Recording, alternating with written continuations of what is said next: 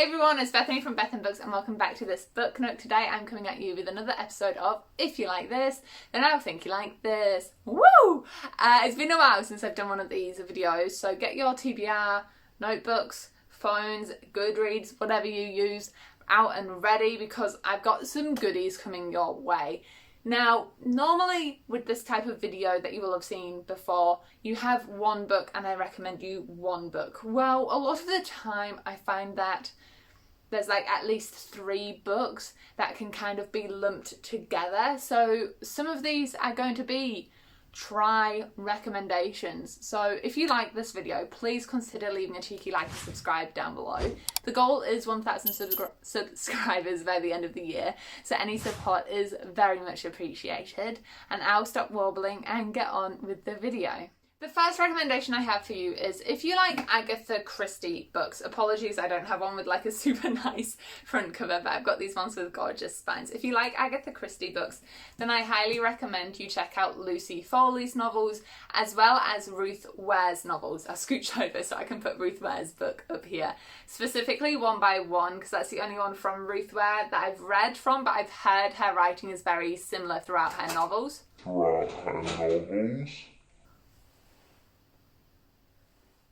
Ghosts. The reason why I recommend these together is obviously they're all part of the mystery, like murder mystery genre, but I found the writing style very similar in that you're set up with your cast of characters. A few pages in, you're given the actual mystery, and then the plot timeline is very similar in that about 3/4 of the way through things start to come together and they all just feel very similar. So Agatha Christie, Ruth Ware and Lucy Foley, I feel like if you like one of them, there's a high chance you'll like the other person's writing. The next recommendation is for those of you who like historical fiction. Almost everyone has read Marcus Zuzak's The Book Thief. If you haven't and you like historical fiction, get around to this. I really love it. It's really interesting and it shows a Jewish perspective.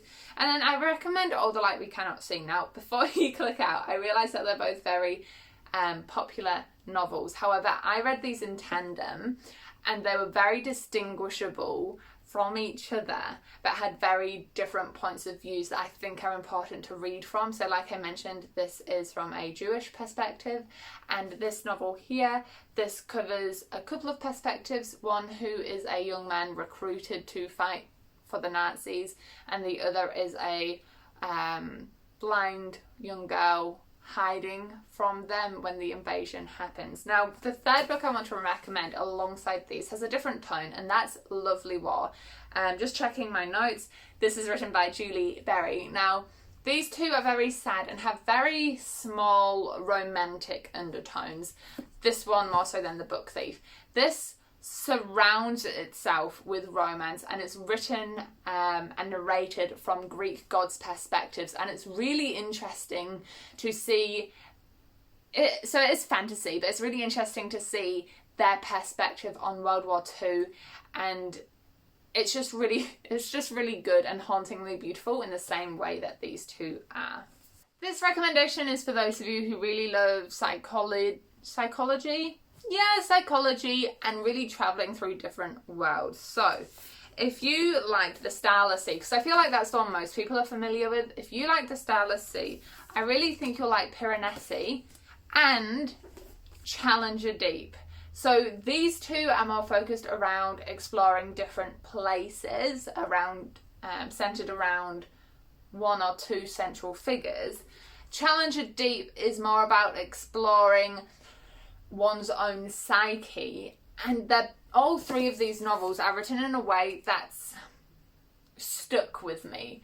I'm one of those readers who could love a book and give it 5 stars, but at the end of the month I'll probably will have forgotten what happened. Every single novel I'm holding up right here has stayed with me and is so good for getting me enchanted. It reminds me why I love reading so much, because it throws me into all these different worlds which I would never have experienced myself, and that's kind of the point of fantasy. Challenger Deep it starts off feeling like a fantasy, and I won't say much else because it will spoil it, but just heads up, trigger warnings for this one because it does deal with mental illness. The next recommendation is for those of you who like women helping women. I read both of these novels from the library, so forgive me for not having hard copies, but if you like The Grace Year, then I really think you'll like Wilder Girls. Both of these novels centre around a bunch of young women who are isolated from the rest of the world.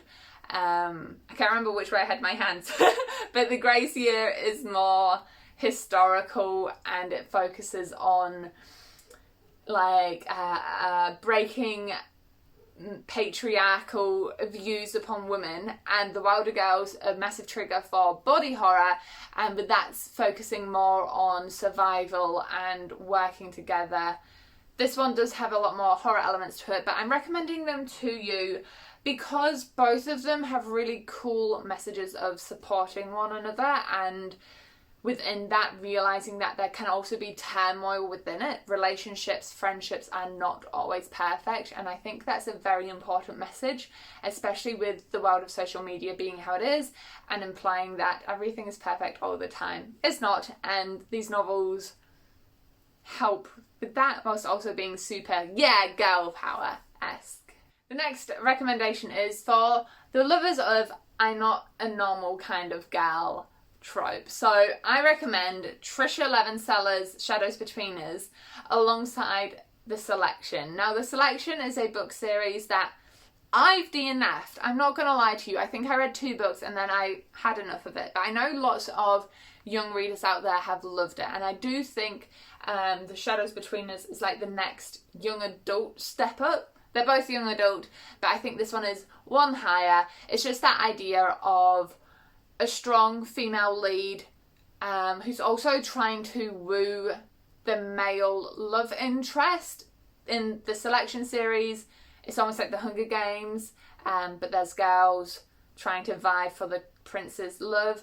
In this one, it's a very similar, in fact, the same premise, but our main character has more lethal intentions. Another 2 that I read library copies of, if you liked Little Fires Everywhere, then I think you will like Yoke. Both of these are to do with complicated families. They also both have conversations about race, especially how Asians are perceived in the States. They also have some kind of dark undertones. So by that I mean everything isn't always happy, happy, happy, kind of touching on the Wilder Girls, the Grace Year vibe about how relationships aren't always perfect. These books deal with the same kind of ideas. I also think alongside that, so if I shove those over to one side, we also have The Leavers, which comes into that, which is also another really good conversation about racial identity in a realistic social setting. Earlier, I touched on The Hunger Games, which, where is my edition here? Which is here. If you like The Hunger Games, I could dedicate a whole video to books which also have game elements within them. So let me know if that's something you want. Even if one of you wants it, I will make it for you. I love books with that trope in. But anyway, if you like The Hunger Games, then Red Rising is also one I would recommend. I would also recommend the Inheritance games for you. Both of those novels have game elements. Red Rising is a lot more sci-fi dystopian. The Inheritance games is more like, why did a dead guy leave me all of his money? Like I said, I could create a whole video based on books which have these game competition elements, so let me know if that is something you are interested in.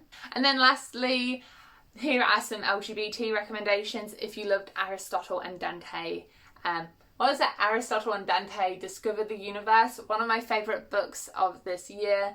There's a whole bunch of male-male romances which I could recommend. However, some of them can have pretty sad undertones, whereas part of the reason I loved Ari and Dante is because there's hope woven within it. So what the Ghost knocked over earlier actually was going to be my first recommendation, the graphic novel Heartstopper, a very recent read for me, i.e. I finished the series today, which filled in my gap for my 8th recommendation to film this video. a really, really cute series which deals with some really intense topics like homophobia and anorexia and OCD, so mental illness trigger, that has those messages of hope. Another one, I think is in this pile as well. Here we go.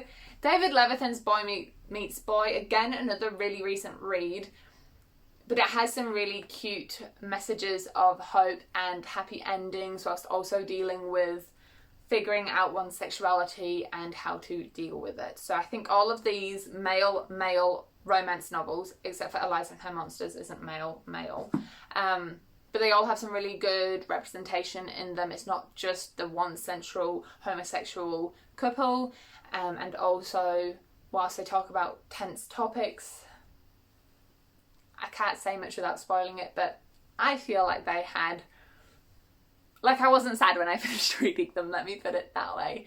If you guys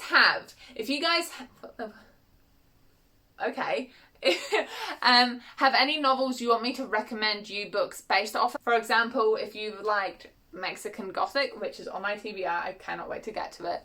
If you like Mexican Gothic and you're like, can you recommend me books based off of that? Leave the books you want me to recommend you books based off of. Did that make sense? Down in the comments below, and I will include those in the next video. Thank you all so much for reaching the end of the video and for supporting this little growing channel. Enjoy all the places you go in your own reading adventures, and I'll see you in the next video. Bye guys.